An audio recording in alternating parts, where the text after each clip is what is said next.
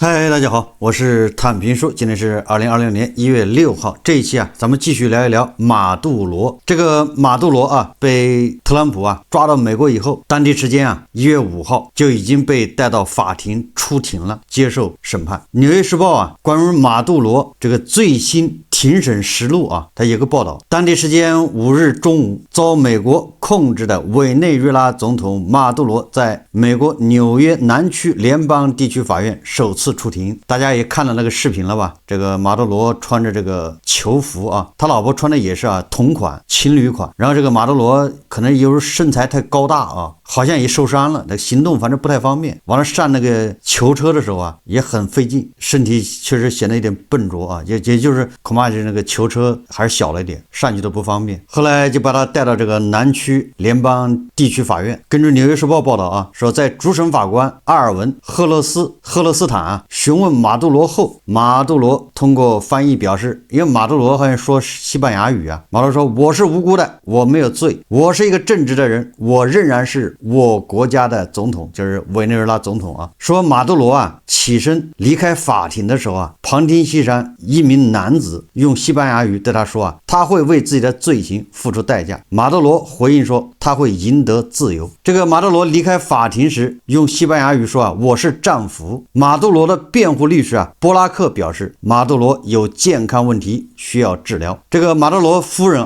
就是弗羅雷斯律師表示說他的傷勢更重，也需要治療，雙方均未透露具體細節。布拉克指出他可能會就馬杜羅作為主權國家元首的角色提出動議，並補充到關於他被軍事綁架的合法性存在疑問。他還表示他目前不尋求保釋，但以後可能會尋求保釋。馬杜羅一直被禁止自由發言，在法庭上他更加謹慎地試探自己的底線。他告訴法官希望我的筆記得到尊重，並允許我保留他們。法官赫勒斯坦聽起來有些驚訝，說道我認為你有權保留他們。法官例行問了一些基本問題，逮捕的日期和時間。檢察官回答被告於1月3日上午11點30分被執法部門拘留，但未提及導致此次逮捕的軍事突襲行動。法官轉向詢問這個馬杜羅的妻子弗羅雷斯，他說他不認罪，完全無辜。馬杜羅在回答提問時表示他在出庭前並未看過起訴書，他也不了解自己的權利。法官問道你想讓我讀給你聽嗎？馬杜羅通過翻譯回答說我更願意親自閱讀。我是一個清白的人，我沒有罪，我是一個正派的人。馬杜羅在被問及認罪態度時強調我仍然是我國家的總統。同時律師也澄清說道他對針對他的4項指控均不認罪。這不是美國給他找了4條罪嗎？國家恐怖主義是吧？武裝反美，還有一個贩毒。馬杜羅全部否認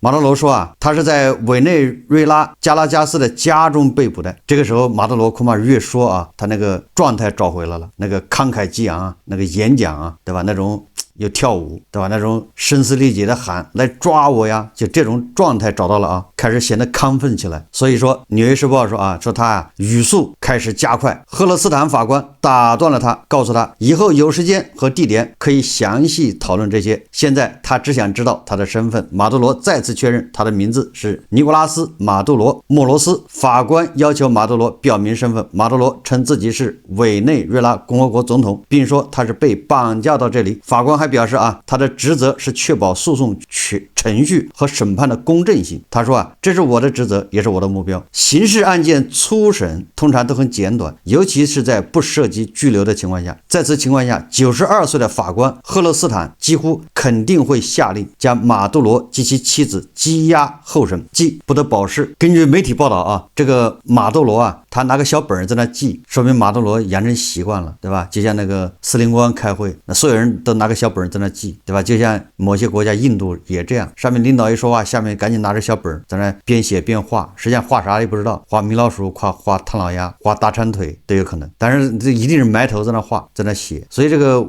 馬杜羅把這個優良傳統帶到了聯邦法院法庭上，拿個小本在那記。據說他們那個小本和筆只要揣起來的時候被旁邊的法警一把夺下，說明這些法警也很有這個經驗因為怕他拿這個筆啊，到時候自殘，這事就大了。這些東西肯定不能給他，硬物啊。我對美國的法律不太了解啊，我对馬杜羅這次出庭啊，我個人感覺啊，我分析啊，大概跟咱們那個電視劇裡面演的這個回合，實際上叫驗明正身，就是來犯何人，你叫什麼名字，先驗明正身，先你是不是你的吧？你是不是委内瑞拉总統馬杜羅？你是不是別到時候整錯人了是吧？所以他今天這個程序啊，實際上就是個驗明正身，然後順帶問一下你認不認罪？你要認罪呢，那就好辦了；你要不認罪，那就咱就慢慢来，按照美國的法律啊。我想后面又是保釋，又是不讓保釋，又是出庭，又是什麼這個各種抗訴的吧，亂七八糟，我估計沒個3-5年下不來吧。你總不能對吧？像印度那樣的从重从快處理吧？美國好像沒這法律吧？不允許什麼從重從快，俄羅斯也有從重從快。所以說我一直說馬杜羅啊被特朗普抓走，那是他最好的結局，可以預見到的啊，他所有的結局裡面，這是他最好的一個結局。你看看，有尊嚴，完了之後你該行使的權利還有行使。這個委內瑞拉驻美國的這個大使是吧？領事館的還派工作人員參加，還要為這個馬杜羅提供領事服務，各種服務。然後這個馬杜羅可以請律師，你可以委托這個美國領事館，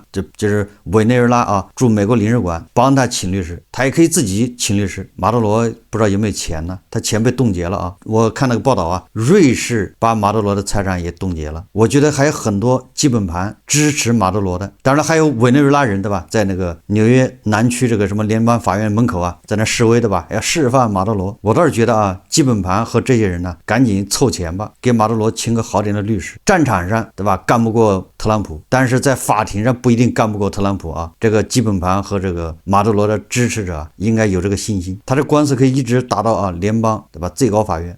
有2000名委內瑞拉總統馬杜羅的支持者1月4日在委首都加拉加斯示威，要求釋放遭美軍強行控制並帶往紐約監獄的馬杜羅夫婦。一名身着紅色襯衫的男子舉着標語牌，上面寫着釋放我們的總統，另一張標語寫着委內瑞拉不是任何人的殖民地，藉此諷刺美國總統特朗普周六宣布，美方将在一個未說明期限的過渡期內管理委内瑞拉。美國政府對委內瑞拉實施軍事打擊並強行控制委內瑞拉總統馬杜羅及其夫人，引起了國際社會的強烈譴責。這個我想大家心裡都有數啊，谴責聲音越大的越心虛啊，所以這個大家可以看啊，這個媒體報道，誰譴責的聲音越大，誰就越心虛越害怕，惶惶不可終日啊。當地時間5日上午，聯合國安理會在紐約聯合國總部舉行緊急會議，討論委內瑞拉問題。面對美國總統特朗普發出的新威脅，委內瑞拉代理总统羅德里格斯一方面發表致世界及美國的公開信，邀請美國在主權平等和互不干涉的基礎上商討合作；另一方面，他在全國電視講話中強調，我們永遠不會再淪為他國的殖民地。這一套語言咱們熟啊，我覺得這個蘇系國家影響的比較深的這個地方啊，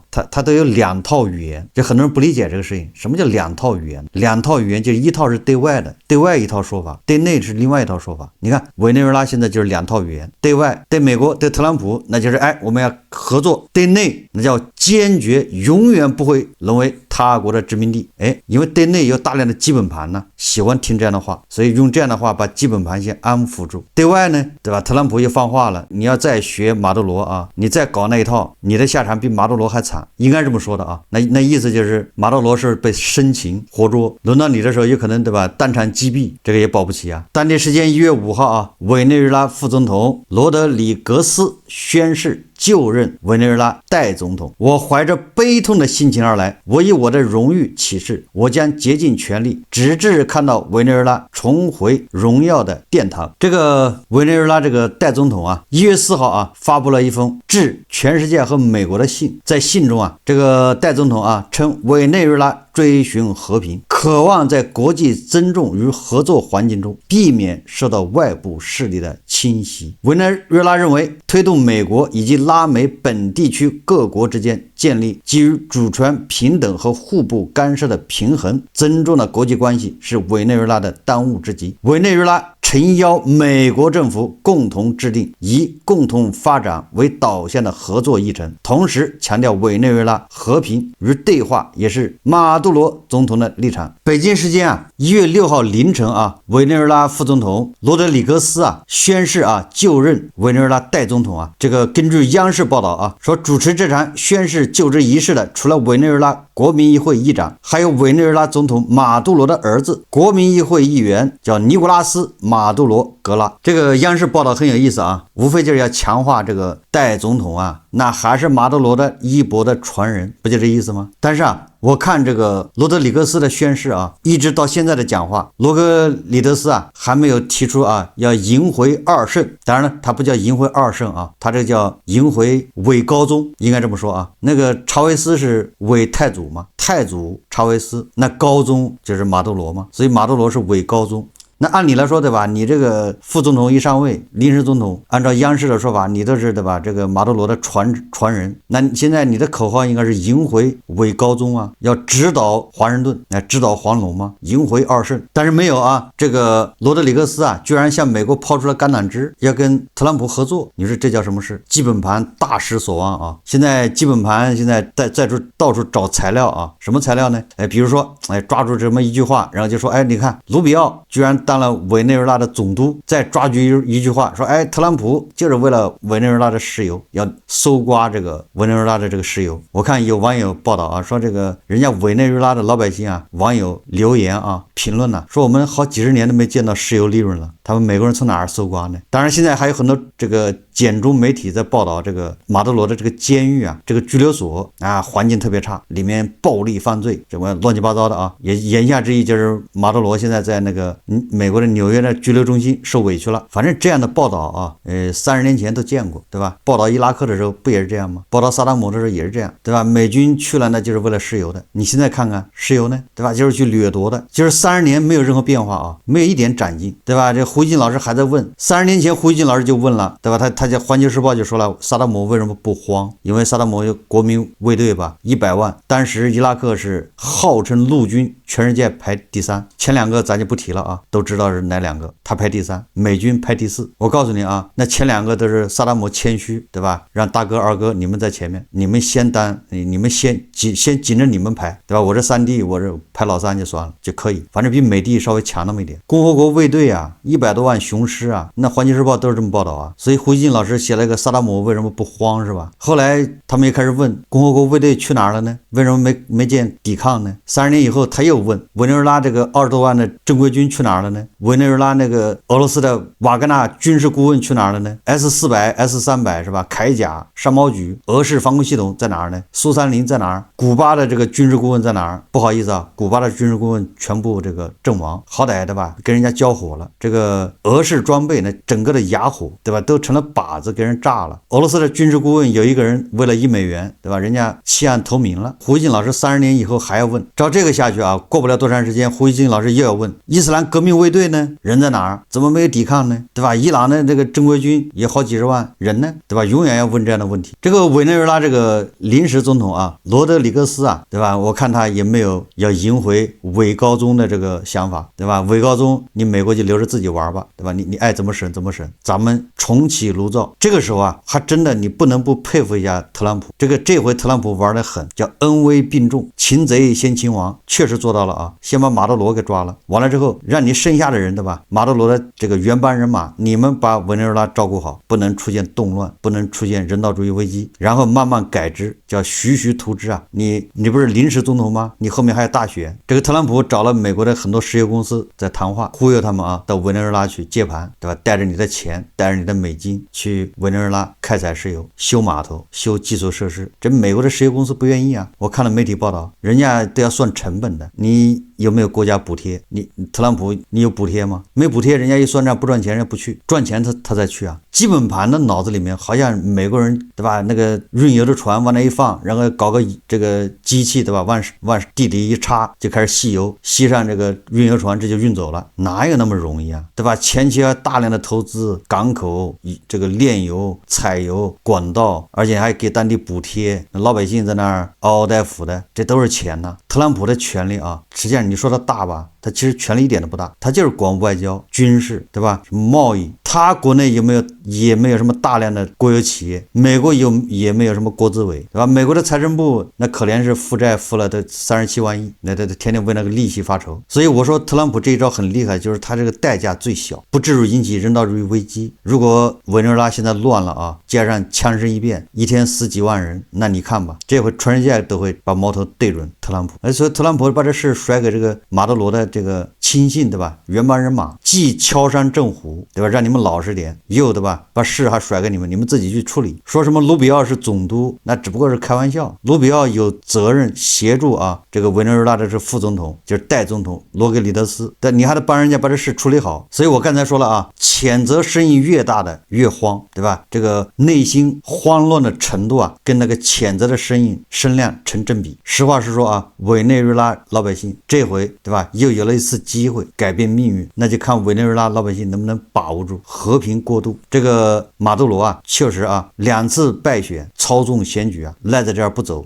委內瑞拉老百姓但拿他沒辦法，為什麼呢？有那個俄羅斯在支撐，有古巴在支撐，基本盤看不到，對吧？這個馬杜羅所代表的這個政權呢，根本就不能反映委內瑞拉老百姓的這個心聲呢。某種程度它代表的是古巴和俄羅斯。這個紐約時報啊，它有篇報道叫馬杜羅從巴士司機到鐵腕領導人再到美國階下囚，委內瑞拉總統馬杜羅被美國特種部隊銬上手銬押走的一幕讓全球震驚。這位鐵腕強人統治這個南美洲國家超過12年，任內雖然讓委內瑞拉深陷經濟和社會危機，但國內反對派和外國政府要求政治變革的壓力始終撼動不了他的地位。馬杜羅現年63歲，奉行社會主義，也是已故前總統查韋斯欽點的接班人。國內外批評人士指他是獨裁者，監禁或迫害政治反對派，並多次操縱虛假選舉。馬杜羅則把反對派政客形容為法西斯惡魔，並以抵制美國壓力為榮。過去幾個月，面對美國總統特朗普猛批為毒販，他反倒在幾乎天天舉行的集會上伴着電子音樂翩翩起舞，用英語口號高喊不要戰爭要和平，而且全程直播。馬杜羅1962年11月23日出生於工人階級家庭，父親是工會領袖。1992年陸軍軍官查韋斯發動政變未遂，馬杜羅當時還只是個巴士司機。在社會主義遠不受歡迎的年代，他積極奔走呼籲釋放查韋斯，並支持查韋斯的激進左翼綱領。1998年查韋斯當選總統後，馬杜羅也選上了議員。之後幾年，他積極擁護查韋斯發起的反對美國干預拉丁美洲的革命，期間先後出任國會議長和外交部長。外長任內奔走於世界各地，通過石油融資的援助項目，幫助委內瑞拉與其他發展中國家建立聯盟。這個馬杜羅還當過外長。2013年身患癌症的查韋斯點名馬杜羅為繼任者，但馬杜羅缺乏查韋斯那樣的雄辯才能和個人魅力，他坐上大位，引起執政的統一社會主義黨內部反彈。也就是說啊，這個馬杜羅連他黨內都搞不定。這是聯合早報報道啊，馬杜羅在同年的首次選舉中險勝，選後他推行查韋斯時代的慷慨補貼，但這些補貼在石油繁榮結束後已難以為繼，致使馬杜羅的統治很快就因為麵包短缺和商品匱乏而深陷困境。通貨膨脹之際啊，馬杜羅派軍隊佔領家電商場，強迫商家以極低價格清倉甩賣，此舉推高了他的支持率。你看看，這就是胡來啊！這就好比你把京東，对吧？你把這個拼多多，把什麼抖音電商一控制，然後直接上鏈接改價格，全改成1塊，全改成9塊9包郵。電視機，對吧？彩電買吧，不就這意思嗎？這也叫殺雞取卵，居然還有這麼荒唐的搞法。這個事啊，老百姓會高興，但是這東西你不能持久，你只要不能持久，不能持續，都是寅吃卯糧，对吧？这就是我為什麼對好多專家提議，我特別這個警惕啊，不感冒的原因。你比如說啊，那很多專家建議啊，你發國債，發了國債之後呢，把這個國債來補充這個社保基金，或者叫什麼社會保障體系，或者國債去給農民啊發1000塊錢一個月。你看啊，他们這個做法和想法，表面看是為農民好，你看看真的是出的主意都是為農民好，那對吧？這些專家呢，農民就特別擁護，但實際上呢，你這個不可持續，你這個實際上跟委內瑞拉是一樣的，農民的醫保、農民的社保要提高，待遇要提高，你不能這麼提高，對吧？第一個你不能大躍進，好高騖遠，對吧？你從100多一下提到1000，你這個錢從哪兒出？你靠發債，剛才說了啊，你靠宰賣爺爺田不行的，你賣不了2年就沒了，你發債也不能無限制發，所以第一個你不能搞大躍進，你是要逐步提高，逐步提高就是先提高到500，對吧？甚至先提高到300，2年時間，對吧？5年時間提高到500，7年時間提高到1000，你得有個漸進過程，這樣的話你的財政才能承受，這是第一個啊。第二個，這個需要多花的錢從哪兒來呢？這個錢不能靠政府負債，這個錢不能靠從馬雲那兒化緣把要來，這個錢必須從既得利益者那兒，對吧？不要貪污浪費，不要那種無效投資，不要再修老幹部療養中心，不要再把馬路翻來翻去的，你這種才叫可持續，你不能殺雞取卵，對吧？你要殺雞取卵，實際上跟馬杜羅幹的是一樣的。你表面看着他的支持率還特別高，那老百姓呼聲高，老百姓高興，對吧？你給我發1000，我當然高興啊，但是你能發幾年呢？你發1年就不行了，整個經濟完蛋了，對吧？大家一起吃苦。也就是說啊，這個農民的待遇要逐步提高，不要搞大躍進，要有個時間表，然後提高這個錢從哪兒來？不是從富人那兒搜刮來，對吧？也不是舉債，而是既得利益婆羅門權貴對他們進行約束，對吧？控制住他們那個手。所以你看馬杜羅啊，在他那個制度下，你搞什麼改革都是最後就是完蛋，不可持續嘛。這個聯合早報說啊，2018年反對派武裝分子試圖暗殺馬杜羅，在他於加拉加斯的一場公開活動發表演講時，發動裝載炸藥的無人機飛越。那次暗殺行動最終失敗，馬杜羅卻因此減少了公開露面，也限制公共活動的現場直播。隨後2018年和2024年2屆選舉，馬杜羅自稱成功連任，但2次選舉都涉嫌舞弊。2025年1月，馬杜羅開啟第3個任期，如果屆滿，他執政時日總長達到18年，比查韋斯的14年還要長。然而鐵腕強人玩不過大國霸行，於星期六1月3日凌晨，與妻子弗洛雷斯被美軍強行捉拿並押往美國。馬杜羅的統治戛然而止。在馬杜羅的政治生涯中，弗洛雷斯始終陪伴在側。弗洛雷斯擔任過總檢察長和議長等高級職位，被視為也是一位與丈夫影響力不相上下的權力掮客。這夫妻倆估計啊，在美國，對吧，要把牢底坐穿，實際上也就是成功上岸。總之啊，我看這個委內瑞拉這個代總統啊，我估計啊，要不了幾天啊，這個基本盤就要大罵這個委內瑞拉代總統羅德里格斯，對吧？商女不知亡國恨，隔江猶唱後庭花呀。副總統或者叫代總統不知亡國恨，隔江猶唱後庭花，跟美國人這個勾肩搭背，暗送秋波啊。山外青山樓外樓，西湖歌舞幾時休啊？暖風熏得遊人醉，只把杭州做汴州，只把加拉加斯做紐約。這個代總統啊，羅德里格斯啊，一不譴責美帝，不譴責特朗普，把這個偽高宗啊、偽太宗啊、偽太祖啊、偽太祖的這個墓給炸掉了。哎，太祖墓被炸掉了，那整個是這個委內瑞拉這個精神圖騰啊、精神支柱啊被抽掉了。這個代總統沒有譴責，也沒有去那個偽太祖那兒去祭拜一下，也沒有組織群眾，對吧？幾十萬群眾去，也不提啊，要迎回偽高宗馬杜羅，令基本盤心寒啊。當然了，委內瑞拉雖然這個